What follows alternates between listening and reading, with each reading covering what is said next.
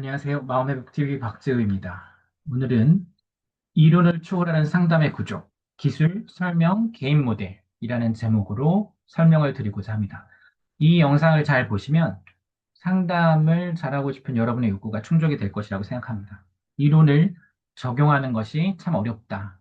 이론과 관련된 책을 많이 읽었지만 이것을 적용하는 것은 별개인 것 같다. 이렇게 느끼시는 분들에게 도움이 많이 되실 겁니다.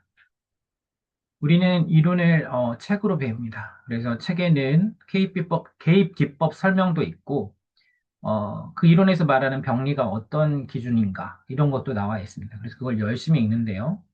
그런데도 상담을 막상 하려고 하면 그게 잘 안 될 때가 있는 것이죠. 그래서 기법을 그 밑도 끝도 없이 갑자기 적용한다든가, 이런 것도 어렵고, 어디서 시작해야 되는지도 모르겠고, 여러 가지 문제들이 있을 수 있습니다.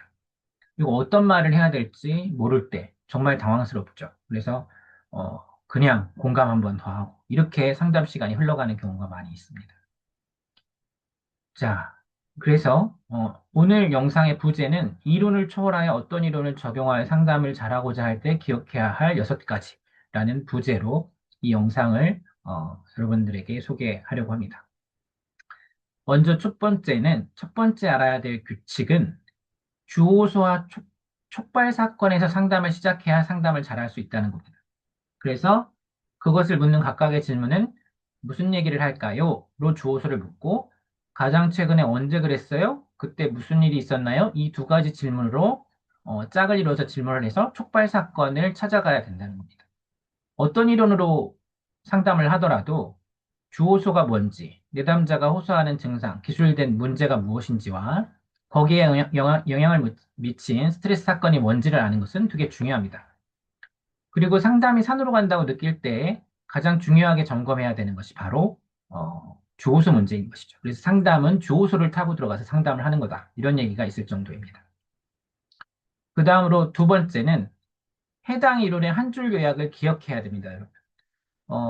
상담을 하러 갔는데 기법도 여러 가지가 있고 10가지, 20가지가 있고 이 내담자를 만나서 뭘 해야 될지 이런 것이 헷갈릴 때가 있습니다. 그럴 때 그 이론의 대표적인 큰 흐름을 한 줄로 요약해서 가지고 있다면 여러분들이 상담을 시작할 때마다 오늘은 이 내담자를 만나서 이러한 개입을 해야지 이런 생각을 가지고 마음을 다짐하면서 상담을 할 수 있는 것이죠. 그럴 때 밀도 있는 치료 개입이 일어나는 겁니다.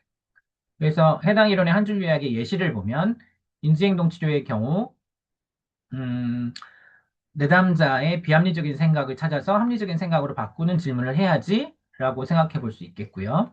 그리고 전이 패턴 해소를 목표로 하는 정신역동 계열의 치료를 한다면 자라보고 놀란 것은 수특공 보고 놀란다는 그러한 전이 패턴을 인식하고 그것을 해석을 통해 변별학습을 시켜줘야지라고 생각할 수 있을 것입니다. 그것이 한 줄 요약이 되는 것이죠. 이런 것을 기억하고 상담 매 회기 시작할 때마다 되뇌어야 우리가 그 이론의 큰 흐름을 가지고 방향성이 흐트러지지 않게 상담을 잘할 수 있는 것입니다.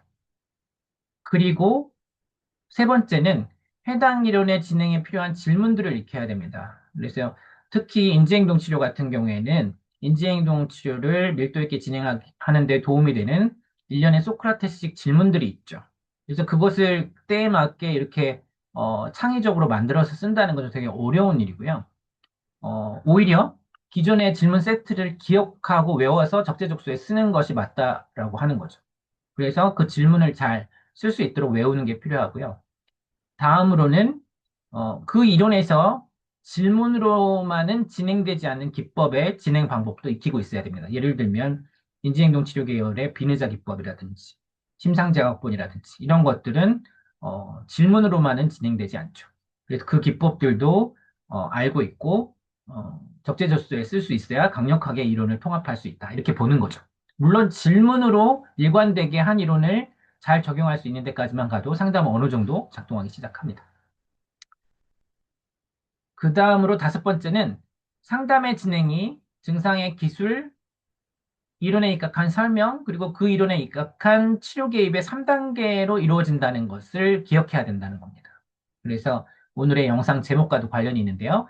기술 설명 개입, 혹은 기술 설명 통제, 혹은 기술 설명 치료, 이 모델을 기억해야 된다는 거죠. 그래서, 우리가 증상의 기술, 즉 주호소를 파악한 다음에는 이것이 이론에 입각했을 때 어떤 원인에서 생겼는가를 알아내야 되고, 일련의 질문을 통해서 그것을 알아낸 후에는 그 이론에 입각한 그 원인을 제거하기 위한 질문이나 개입을 해야 이론적으로 세션인 세션에, 그러니까 한 50분 회기 내에 일단락 있는 밀도 있는 한 사이클의 치료 개입이 완성된다는 겁니다.